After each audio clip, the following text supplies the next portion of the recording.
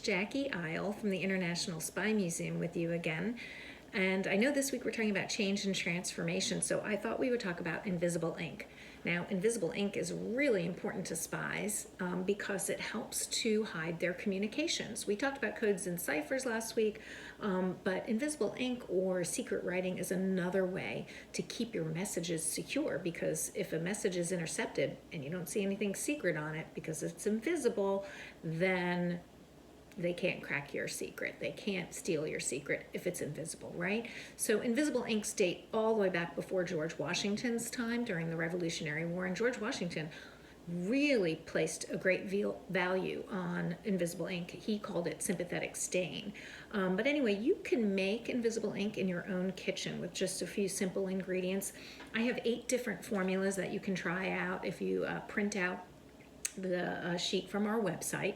I'm going to try 2 with you using 2 different methods or 2 different approaches today. So the first one I'm going to try is lemon juice, just some lemon juice. You can also use lime juice, anything with acid in it. And you're going to write a message on a piece of paper in your lemon juice or lime juice and wait for it to dry. It should be, once it dries, it should disappear, be invisible, right? And then I'm going to change it or transform it, or what we call develop it, with heat. I'm going to use an iron. I think a hairdryer might work, but an iron I think is quicker.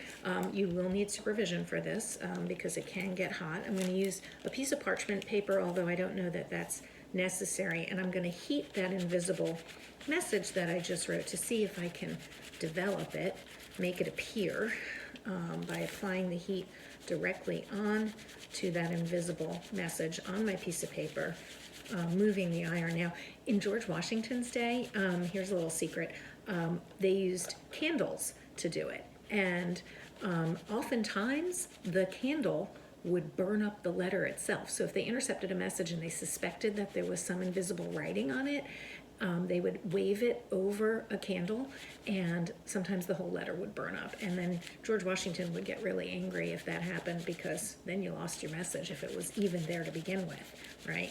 So that didn't work. Anyway, as I'm applying this heat, I can see my message beginning to appear. And I think if I waited long enough, it would appear even more, but you can begin to see it appear as well.